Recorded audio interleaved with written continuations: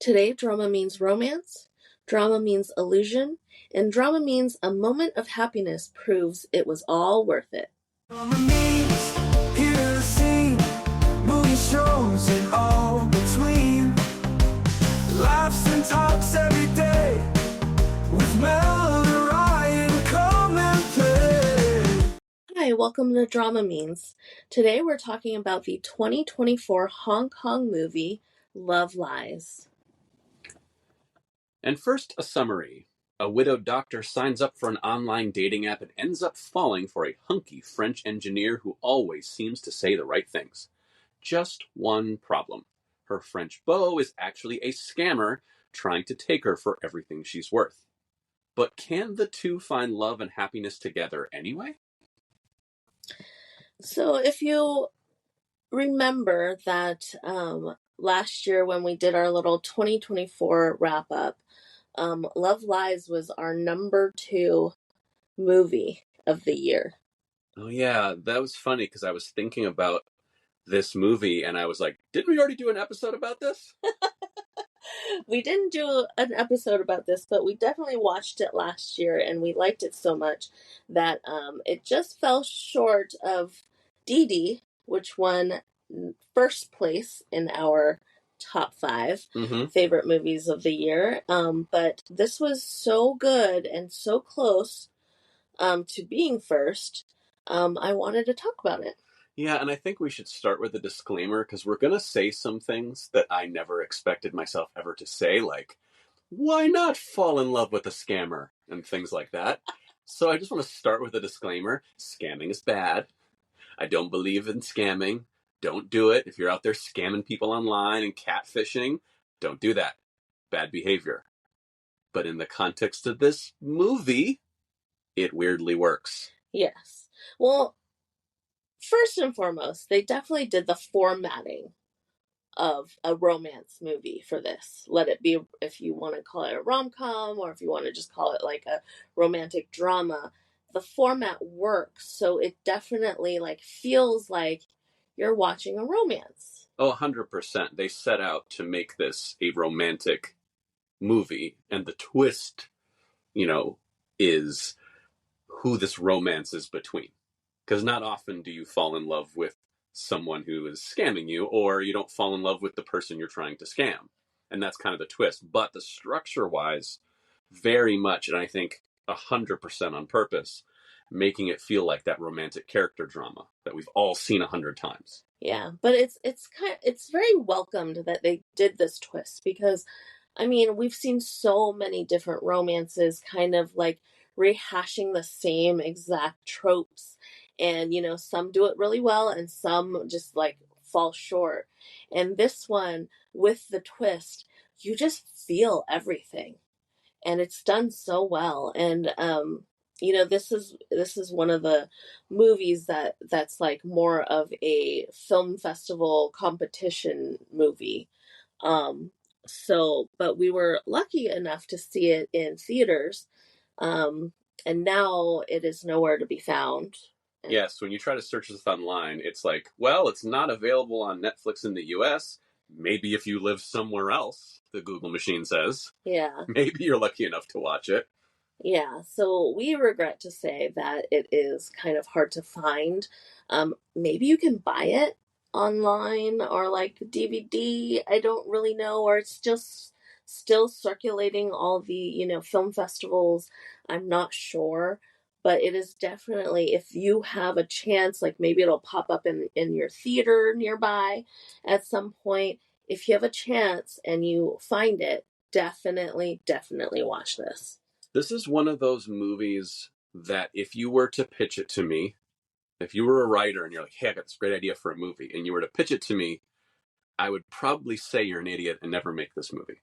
Like, just from the concept alone, I'm like, man, I love when you swing for the fences, but it just, how are you going to make this work? How are you going to make this relationship work? It doesn't feel like it should. Yeah, but it's so poignant because, there are times when people are just has that loneliness, and they're very vulnerable to scammers. but then of course there are times when like, you feel like you're doing all the safe things, you use a different name, or you try not to give out too much information, and then you start like getting invested, and then you just want to keep like engaging and connecting, and then all of a sudden like everything about yourself is like, out there, so you feel this like your lead character Veronica like vulnerability, but also it's just like the outcome of the story is very true. It's like she got exactly what she was looking for in terms, not the way she thought she was looking for it, Yeah, but like it like gave her a new like excitement and like connection, whereas like all for her it was like always just work and work and work, and then this loneliness, and then this kind of like emptiness, like with losing her husband, her best friend, the person that like knew her the most and understood her, and that's all gone. It's like the fact that she even like put herself out there was like such a big step. Well, I think it's an important thing to kind of pinpoint is the reason, and I think one of the big reasons she can leave this film not feeling ripped off and actually feeling like I had this experience is after her husband, I think she doesn't feel that she's ever going to feel this way about another human being again. And even though it's under false pretense, she does feel that way again about another person. Like she has it in her to be happy. And I think her character was so focused on work after her husband's death that it's like, nope, that's just who I am. I work all the time. I don't have time for romance. I don't need it. I will never feel this way again. So the success for her is she lets herself know, I'm not dead. Wait a minute. I'm not freaking dead yet. And that's a huge thing. Yeah.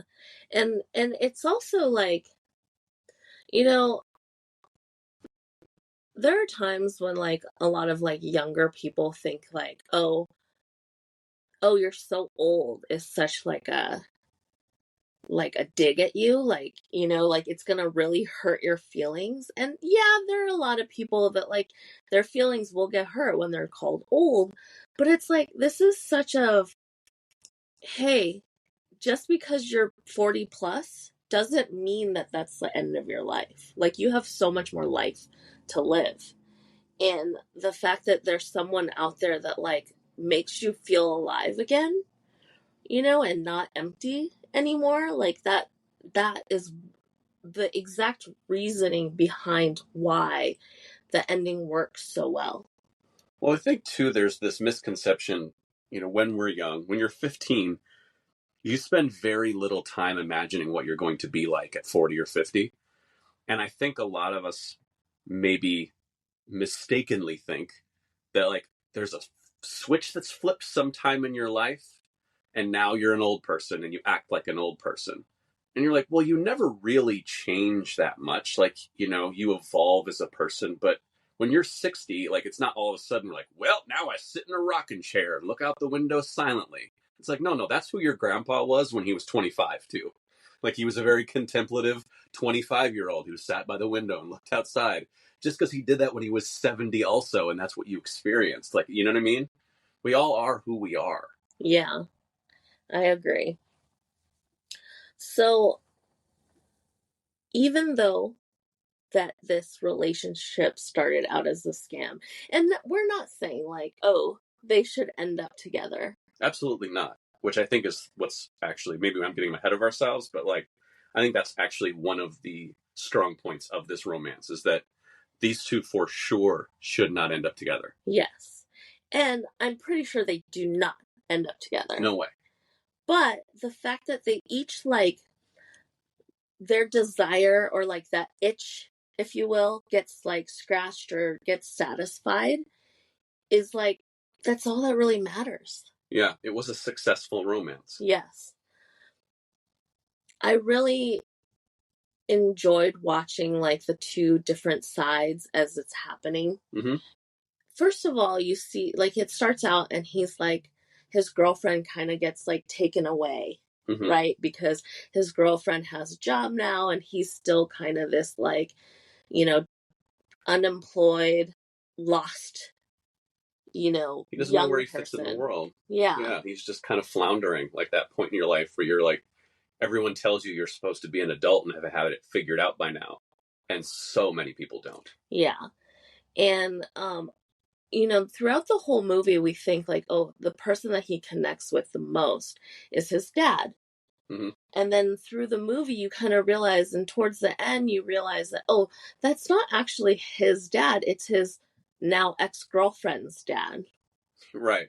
You know, and he's the one, and like honestly, like the relationship, he doesn't really even miss that romantic relationship that much. What he really would miss and like doesn't want to let go of is the relationship he has with her dad, right? Because it's a father figure for him, and it is someone maybe in his eyes that does have it figured out, that is an adult, you know, like, oh, I can look up to you and go, hey, if I can get where you're at, you know, even if it's the small things. Yeah. And the fact that like, you know, the dad is very caring and very like he looks out for him. And I think with that same like line of like why he kind of starts falling into this fake relationship is because Sandra Ng's character, Veronica, is very caring and nurturing and like looks out for MC's character. So it kind of, you could kind of see like, oh, why this character kind of fell for this older woman, you know, because he seems to attach himself better with like people who are older than him. Yeah, for sure. And I think it's really important when you say about seeing both sides, it's really important the way they allowed us to see that. Like, first of all, the fact that they're at such different places in their life, where she's had this marriage, massively successful career, everything you think you want when you turn 50 or, you know, in your 40s and 50s, but it's not satisfying all the way. Like, she's still yearning for something. And then you have him on the other end, hasn't experienced much in life, doesn't have anything like a lot of young people today. Like, you've either finished college, you finish high school, and you're like, okay, now what do I do? And you don't have anything. So I love the fact they're so different. They're different, but then they have that connection of they're both very like feeling empty. That's what I mean. They're different, but they share this thing they have to find with each other. Yeah. And I think it's important, though, that they showed us his side to make him a sympathetic character. Because if he's not a sympathetic character, if he's just a scammer, like, he becomes a scammer almost, I wouldn't say out of necessity. Don't go scamming, kids. But like, out of necessity, he needs a job. He's trying to make his way. And he's like, okay, fine, I'll be a scammer for a little bit. And these people are so rich, they won't even miss their money. And he kind of justifies it to himself. But he is a sympathetic person. Yeah. I found that moment when like he traveled to Sapporo, you know, their agreed vacation, that even though he cannot show his face, like he still experienced like those moments with her. He had to ghost her. He knew he did. Yeah. He just kind of like took care of her like silently. And it just, yeah. And then that moment when they're like eating at that little ramen spot, like, and they're like back to back, and then he just kind of hands her the tissue because she's crying. And it's just like, it's done so well. And it doesn't have to be like, you know, because like a lot of these romances nowadays, everything has to be so spelled out for you, and like everyone has to be like in their face, like, you know, 2 inches from each other for anyone to feel the connection and emotions. And like technically these characters don't ever really meet each other in person, but their bond is so strong and the chemistry is so strong that just like, God, this is romance. This is how romance is and how it should feel. Like, it should stir up all these emotions without it like slapping your face. Well, everything in this film is so much more subtle than we're used to seeing. And I'm going to bring up the dreaded word for all the network executives out there, but nuance. Like, these are a pair of people who should not be together. But the nuance and context of this romance, it just, like you say, it somehow works, these small gestures. And throughout the film, like, you should hate him for being a scammer. And throughout the film, you should hate her for kind of falling for it. Like, you're like, come on, idiot. It's staring you in the face. But she doesn't want to believe it's a scam. She wants to be happy. He wants to be happy. And they're just in this situation they found themselves in. And now it's like, what do we do? Like, the circumstance.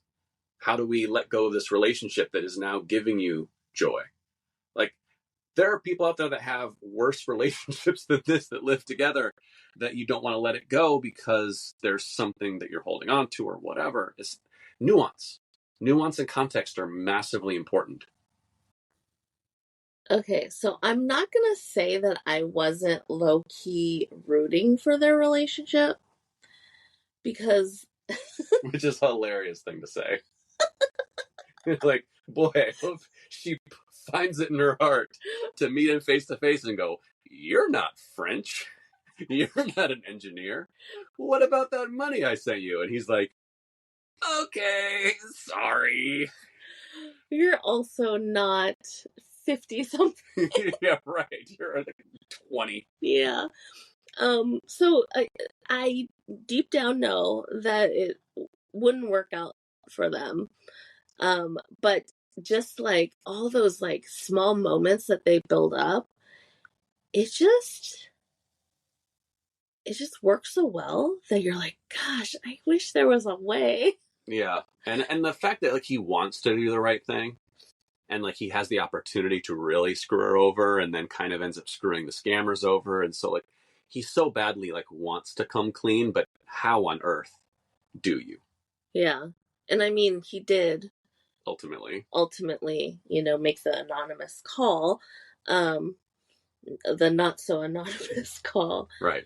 But it just, and he was so willing to get caught too, mm-hmm. because he was sitting there and he's just willing to,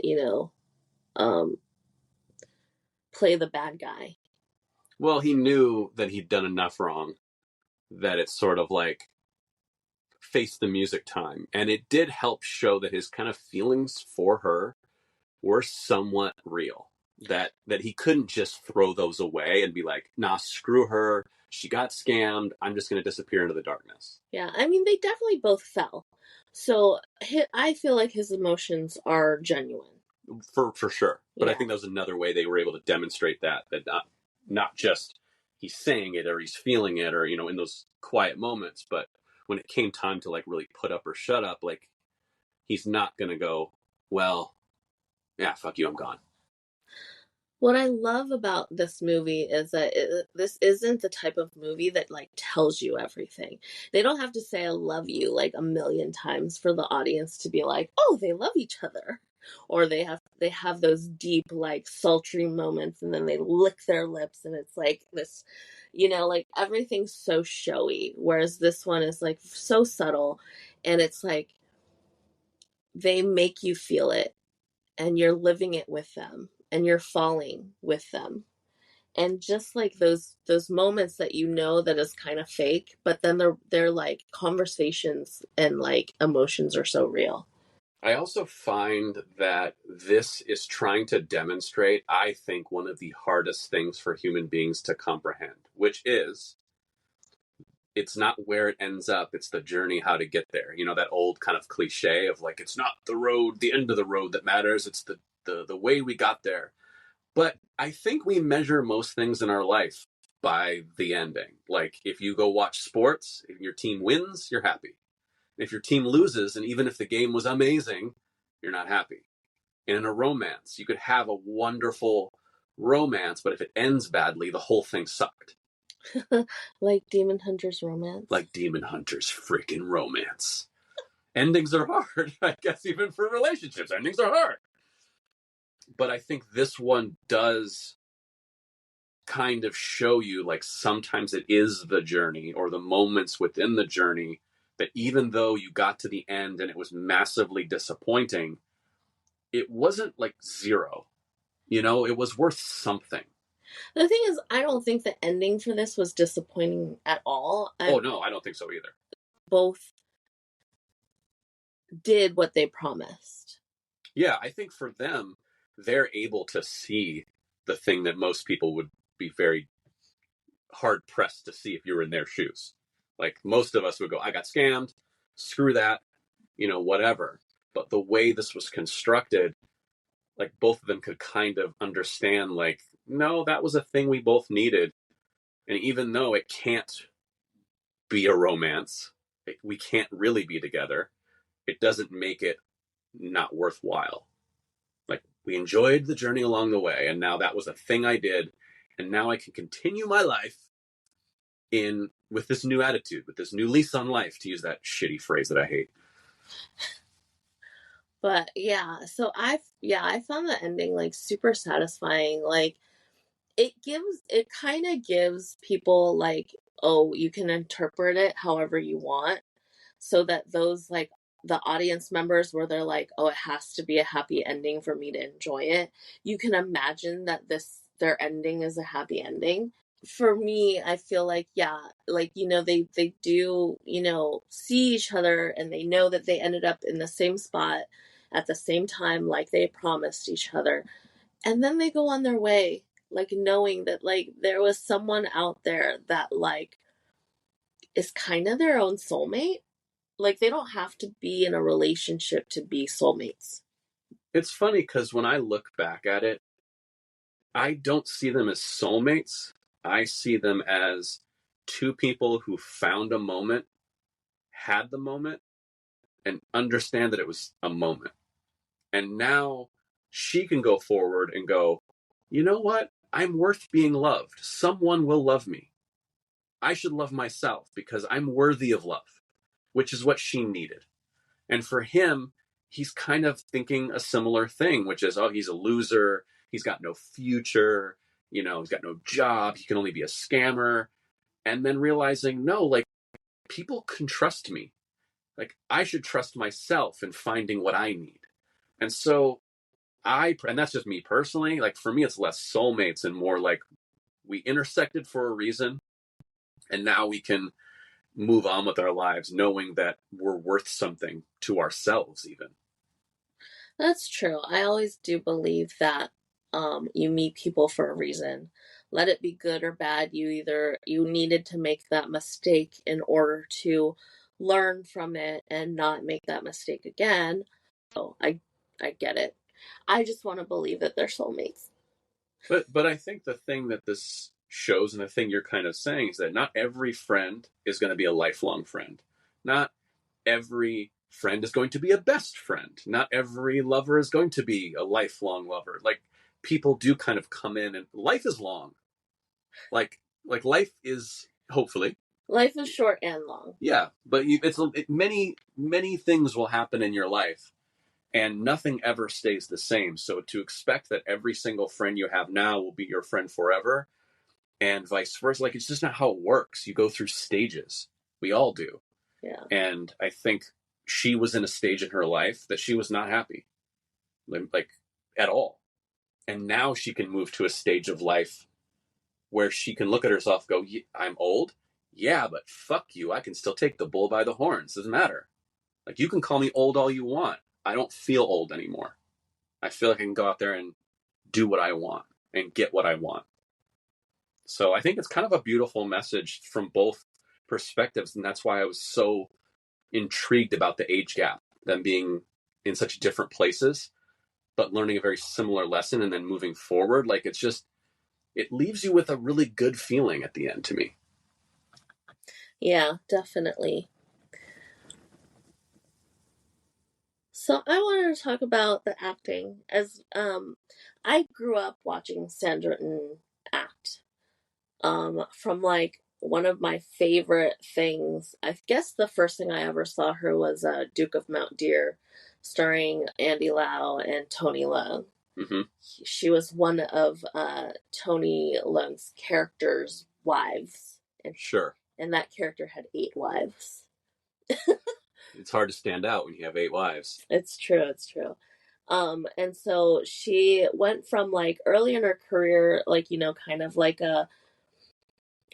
I don't really know what the word is in English, but in Cantonese, she was a fadan, right? Which is like kind of an upcoming like female lead, you know, and then but like her character was always kind of like a little meek, a little like, you know, good girly, and then she kind of like paved a way for herself, and then she was like the comic relief.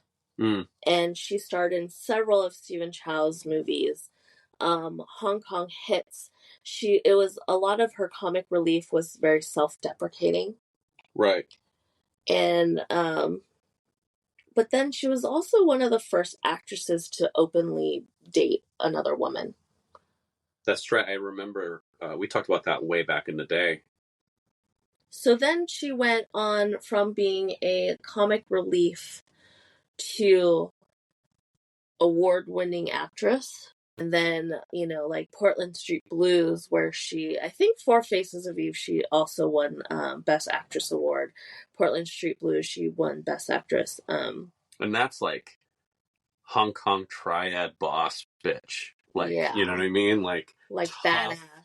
Gritty, like, oh, you don't think a woman can lead the triads? Here I come. Yeah. And it's just like, she is a chameleon. Mm-hmm. And there's always like kind of that sense of her, you know, because like she's so prominent, like herself as an actress. So, but then she can like meld into different characters, and her emotions are so raw. And then she gets older, you know, and then she starts playing mom characters like Zero to Hero, where it's like she takes a back seat. Mm-hmm. It's not all about her, but then the emotions are still there. So I really enjoyed this. And even though she didn't have a whole lot of acting scenes with MC, he surprised me. Because he's a singer / rapper. No, he was really good. I mean, it's probably good they didn't have a lot of scenes face to face, because she is such a veteran and she's such a pro that it's hard to share screen time with people who are that good. So I think that may have helped him in this, that he didn't have to share screen time with someone that experienced, but he was fantastic in this. Yeah.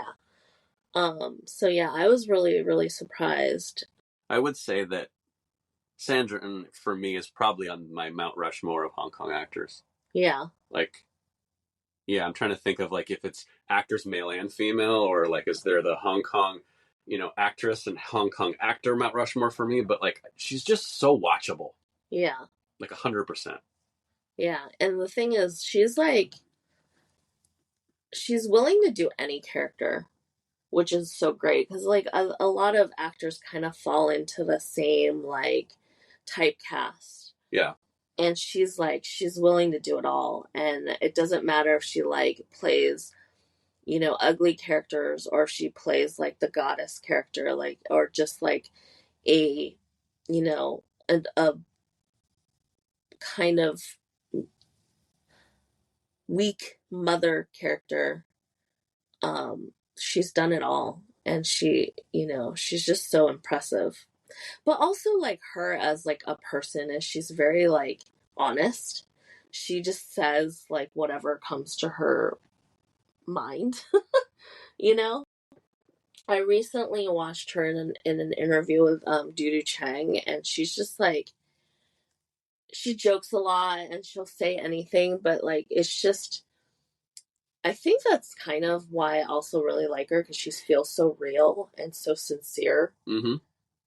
So it's like it doesn't feel like, you know, I'm watching someone super fake and lies, like, you know. Yeah, they have to put on the face. It's just kind of like, hey, this is who I am. Maybe you don't like me, but this is who I am. Yeah. Take it or leave it. And I think maybe because she shed that kind of like soft girly image early on, and then she was doing a lot of self-deprecating humor, like she's not afraid to be seen as like, you know, They're not afraid to look stupid a little bit, you know, Yeah. like embarrassed.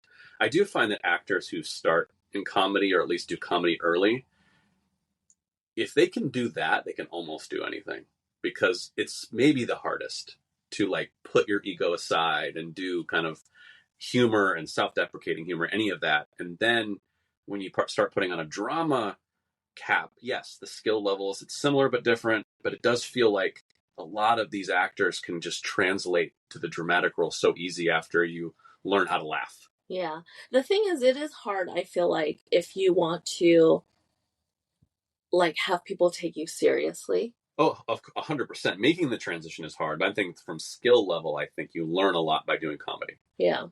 Like dramatic timing is comedic timing that's not funny. Uh-huh. Like it's the same thing. It's just, and if you are good, and I would argue comedic timing is harder.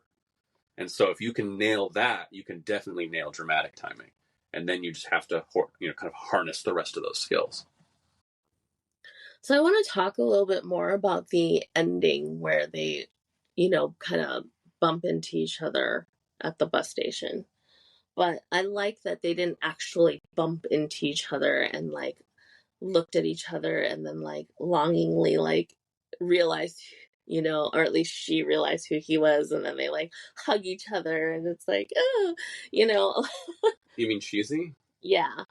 Which we see a lot of these weird endings similar to that in these TV shows, movies, I really liked it. Was very like satisfying because one of them was on the bus and one of them was outside, and they just kind of made a connection and realized, oh, they're both here. Yeah, like they both promised. And that was it. They didn't need anything more. And I mean, I think it's also good for the filmmaker that like, uh 40 something, 50 something woman isn't gonna go like have a romancy with a 20-some-year-old. I mean, it happens in life. You never know. It does, but like I think it was a good part for that. Well, it really shows that they knew what movie they were making.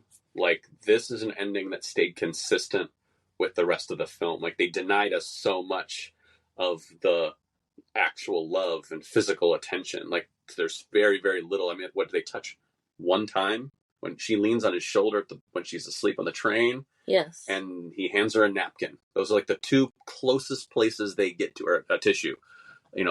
Like, that's the closest they get, and they deny us that the whole movie. To at the end have them run into each other's arms, you've basically said, actually, I don't understand the movie I just made. Yeah. It is also like, I want to say that in this time where like people get mad when there's not a kiss scene in a romance. Very true.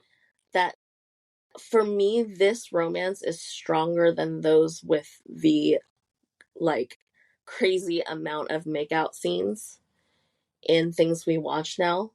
And this is why, a lot of people started watching Asian dramas, was that they were sick of a lot of these American shows where like they start making out or they have sex like within the first like couple of scenes, or like they open the whole show with like a sex scene or something. Yeah. Like, at least in that side of drama fans, that like the tension of like almost holding hands but yet not quite there yet, and then like that like kind of closeness, but it's that tension, and I've started noticing that a lot of these Asian dramas that we're watching now are like trying so hard to like add so many sex scenes in it or like make out scenes, and people are like eating it up because it's all over like Instagram or the YouTube. Viral moments, right? It's like, oh, the kiss always goes viral. That'll give us more views. Yeah.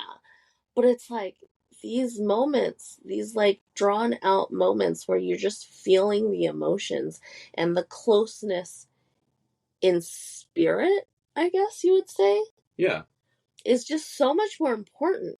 And so, like, so what if a couple doesn't, like, kiss on camera? Well, I mean, to me, it's smarter, again, more nuanced and more subtle, but you have to have a level of emotional intelligence to understand this movie and the intimacy within it. You don't really need much emotional intelligence to understand mushy, mushy, mushy, kissy face having sex. Like, it's a shorthand that you can use as a writer or as a person to tell someone that you're into them, right? There's no shorthand in this. Yeah. They don't do that. Yeah, and I definitely appreciate this more. No, I agree. And I think one of the things we don't talk about that often, but is really the truth to a good ending, is this question. Is the ending necessary to the film? Like so many of these shows we watch, I mean, take the Demon Hunter's Romance. Do you need that ending for the show? No. They just didn't know how to ending. They knew they needed an ending. They didn't know how to ending. They didn't know how to ending. I'm fine with that. I'm staying with that. But they knew they needed an ending. They just didn't know how to do it. And they didn't know what they needed. Like this one, I'll spell it out for anyone who didn't catch it. But like the reason that this film needs this ending is that he needs to see her, she needs to see him. And they both realize, this really did mean something to you, the same as it meant to me. And they get that moment. She gets to look at him and go, I wasn't crazy. This meant something to you. And he gets to look at her and go, I wasn't crazy. This meant something to you. And now they can be done. That is a necessary component of the story. That is why the ending works. And that is what real closure is. Yeah, the relationship's over. Like, and yes, they leave it open. And could they go have a beer together? Sure. But I think, like, emotionally, if you were to ask the filmmaker, no, this relationship's over. And that's fine. Feel good ending anyway. Like, they pulled that off. How? I don't know, but they did it. Yeah. And this is why I say, like, not every movie needs to have a happy ending. Or in this case, like, this is still a happy ending, but, like, I don't think that, like, oh, just because it's a romance, it has to be that they end up together. That's not necessary, but I do think that it needs to, like, make sense. So, whereas when we talked last week about Demon Hunter's Romance, that ending didn't really make sense to the whole story. Whereas this one, this was very poignant. This really made sense and it was satisfying. So they don't have to end up together as long as the ending was satisfying and like it made sense to their story. Like, what's your core thesis of your film? Like, what is your film about? And then construct an ending that ties that back together. And it feels like sometimes we just see endings where they're like, yeah, and then they kiss at the train station and that's good. Like, I know, but was your movie about and building to the kiss at the train station? If it wasn't, then that's the wrong ending. Yeah, I agree. So I think I am ready to rate it. For me, this was Around the World in 80 Days. I originally thought Drinks on a Pool Deck. And then the more we talked about it, the more I realized, I don't know what more I want from this. Like, what more are you asking for? That this isn't Around the World in 80 Days. Like, it's just really, really good. And maybe if I watched it again on a second watch, I go, oh, that right. There was this problem, or was that problem that I had. Because we haven't seen it in a while. I could bring up that, like, they're scam characters. Like, you know, the people, that run the scam center. Yeah, that was a little hammy. Those characters were a little hammy, a little, like, coerced. Yeah, it was a little cartoony, the way, like, their scam worked, and they had, like, their own, like, prop department. Like, yeah. Like, I don't doubt that some of these scams that are out there are pretty involved, but that did kind of seem cartoony. Yeah, but for me, it's still Around the World in 80 Days. No, I think it's a fantastic film if you have a chance to see it, you should absolutely see it. The performances are just, they knock it out of the park, both of them. And then I think eventually it'll be either like you can purchase it or it might, who knows, like Netflix bought How to Make $1 Million Before Grandma Dies. Like, how can you not? Yeah, I mean, I would imagine that it's a rights issue. Like, either it's still doing a festival circuit somewhere, so they haven't sold the North American rights yet. So I don't doubt that this will be much more widely available as time goes on. But and I hope it really is, because people need to watch it. Yeah, it is so good. And it's one of those movies where you're like, hey, Hong Kong cinema, like, where you've been, like, welcome back. So which is very nice. Yeah I have been very happy with like the last couple of Hong Kong movies we've watched and talked about, so definitely I wish there was more attention on this movie. I mean, I think a lot of people probably haven't seen it, especially on this side of the world, so maybe as people do see it, it'll, I mean, the release in the US, I mean, it was in the theater here in LA for like a week. Like, it was not here that long. It wasn't here for that long, but then it kind of popped up again. So like theaters took a break on it, I think, as like, you know, more popular movies, like more blockbustery movies came out, and then I saw it again and it was in theaters again, but then now it's gone again. So who knows, maybe it'll show up again, different, like maybe art housey, like Chuck Lemley's or something. Yeah. But, yeah, it is so good. I'm wondering if we can get what's a place called Vidiots? Yeah, I'm wondering if we can get Vidiots to like somehow get the rights to play it. Anyway, we'll see. And so we have a recommendation. This is also I'm sorry for recommending this, because this is also really hard to find. And oh, good. We're going to recommend something to you that you can't possibly enjoy. You are welcome, internet land. I don't know. I watched this back in the day when it first like was out. I think it was, gosh, I don't even remember, like 2009, 2012, something. Like, it's an older Korean movie. It's funny because if you look it up, comments will tell you that everyone hated this movie. Oh, but you're recommending it. Boy, 2 for 2. You can't find it. Everyone else hates it. But here you go. Okay, I'm going to explain why I like it. Okay, the title first is called The Heaven is Only Open to the Single. It is a Korean movie. It's about this kind of actress that's like more popular. She's known for being very pretty, and she had a scandal with this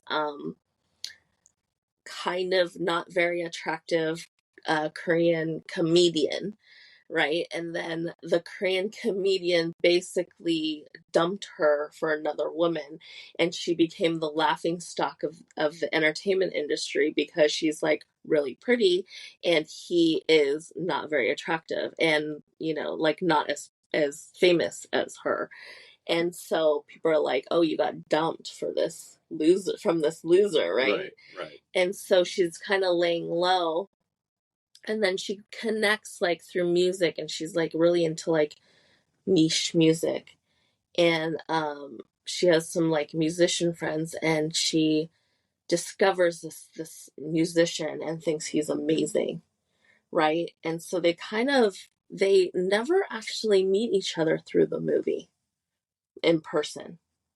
Okay, interesting. So it kind of has some similarities like Love Lies, and it's everything. What I like about it is if you ask a friend and their new significant other, and you're like, how did you guys meet? And then they tell you the story of all the shit that happened to them up until the moment they met the person that they know that they're supposed to be with, their kind of soulmate. So it's honestly a story about like all the shit that happened to you that led you to finding the one. Right. And a lot of people, comments wise, the reason why they don't like it is they only wanted to see their relationship already when they're together. Right, but that's not what the movie's about. That is not what the movie is about. It's about like the journey and the hardships that you go through, or emotional like instability before you meet your soulmate. Yeah, it's the journey along the way. Yeah. That's, thematic tie-in. Yeah. And as everyone knows, I love indie films. And this is for sure very indie film. So I do recommend watching this if you're okay with watching the journey, and then at the end they meet for the first time, and that's how they end it. Right. And I'm telling you the ending, but it is kind of fun, and like the connection that they have without having met each other yet, it's just very like, texty, and if you think that is a fun journey, try to find it. It may even be on YouTube. I'm not really sure. It's not widely available. Back in the day, Drama Fever had it. Drama Fever now does not exist. So I don't really know. And it's such an old movie.